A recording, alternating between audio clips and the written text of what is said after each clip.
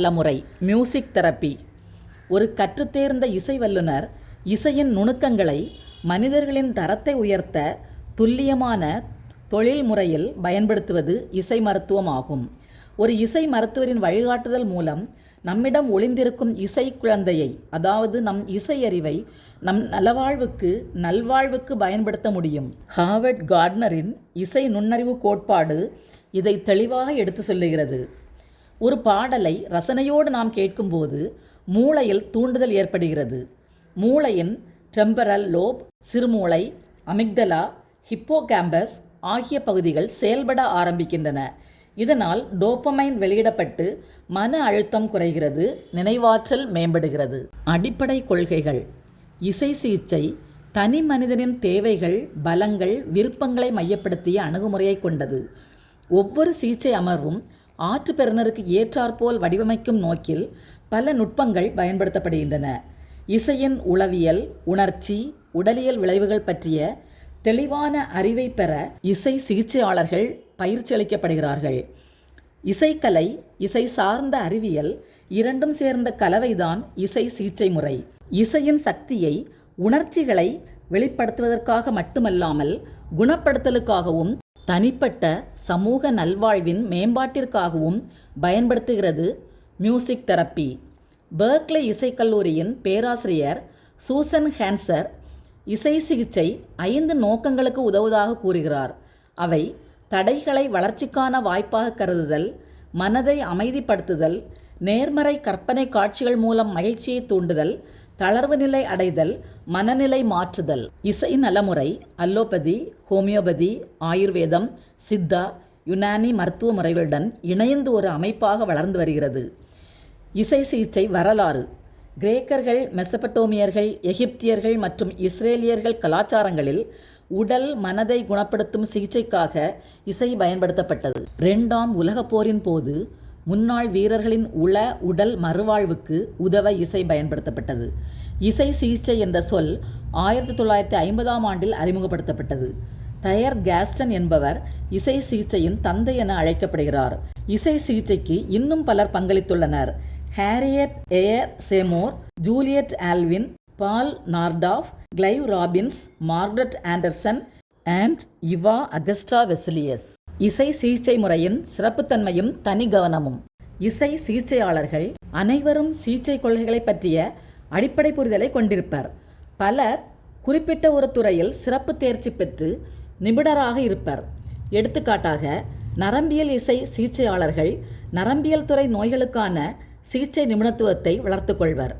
பிற சிறப்பு பிரிவுகள் முதியோர் நலம், மனநலம், உடல் மறுவாழ்வு, சமூகத்திறன் மேம்பாடு, வலி மேலாண்மை, இசை சிகிச்சை. இசை சிகிச்சையில் தனி கவனம் செலுத்தும் பகுதிகள். ஒவ்வொரு அமர்வும் ஒரு இலக்கையும் நோயாளர்களின் தனிப்பட்ட தேவைகளையும் மையமாக கொண்டு வடிவமைக்கப்படுகிறது. உடலியக்க ஒருங்கிணைப்பு, பதட்டம் குறைத்தல், அறிவாற்றல் மேம்படுத்துதல் போன்றவை இலக்குகளாக இருக்கலாம். Active music therapy. செயலாக்க இசை சிகிச்சை முறை ஆற்றுப்பெறுநர்கள் இசையை உருவாக்குவதையும் வாசிப்பதையும் உள்ளடக்கியது. இது ஒரு மருந்தற்ற சிகிச்சை.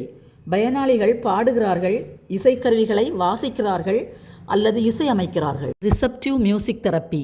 ஏற்கும் இசை சிகிச்சை. ஆற்றுப்பெறுநரின் தேவைக்கேற்ப தேர்ந்தெடுக்கப்பட்ட, முன்பதிவு செய்யப்பட்ட அல்லது நேரடி இசையை கேட்க ஊக்குவிக்கப்படுகிறார்கள்.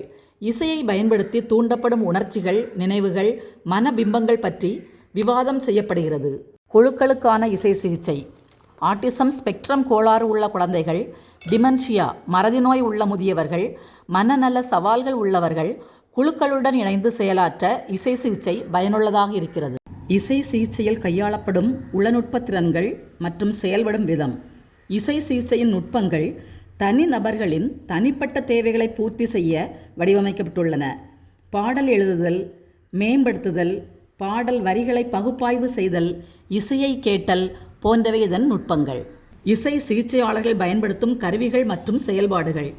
ஒரு இசைக்கருவி, ஒரு ஒலிபரப்பி, காட்சிக்கான திரை, காகிதம் மற்றும் பேனா.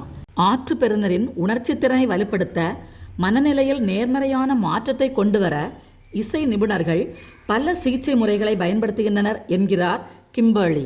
இசை மருத்துவத்தின் பயன்கள். மன அழுத்தம், கவலை, நரம்பியல் மறுசீரமைப்பு, பேச்சு குறைபாடு, பேறுகால மகளிர் குழந்தைகள் ஆரோக்கியம், நுரையீரல் செயல்பாடு போன்றவற்றில் இசை மருத்துவம் பயன்படுகிறது. தனிமனித இசை சிகிச்சை முறை 5 படிகளை கொண்டது. அவை மதிப்பீடு, இலக்கு அமைத்தல், தலையீட்டு உத்தியை தேர்ந்தெடுப்பது, செயல்படுத்துதல் மற்றும் ஆரம்ப சரிபார்ப்பு பட்டியல். Case study. 1960களில் பெனடிக்டைன் துறவிகளின் மடாலயத்தில் உள்ள துறவிகளின் மனசோர்வை சரிப்படுத்த ஆல்ஃபிரட் டொமாட்டிஸ் என்ற மருத்துவர் அழைக்கப்பட்டார்.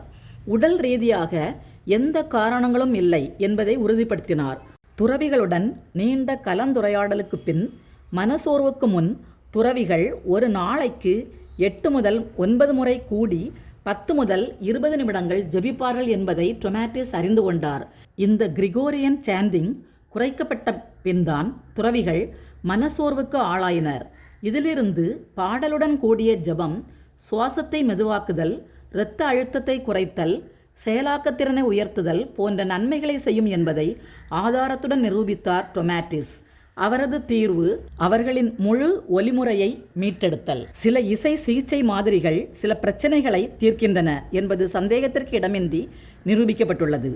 அதிநவீன இசை சிகிச்சை ஆராய்ச்சி, புதிய பாடத்திட்டங்களை உருவாக்குதல் போன்றவை தொடர்ந்து நடந்து கொண்டே இருக்கின்றன.